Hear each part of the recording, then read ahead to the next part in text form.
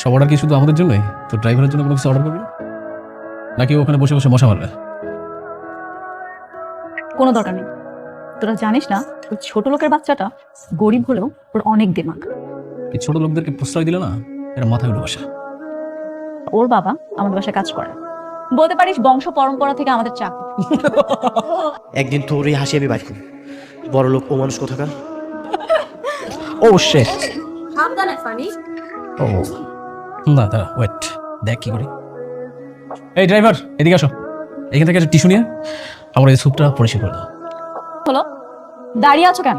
ও তোমাকে একটা কথা বলেছে, সেটা শুনবে না তুমি?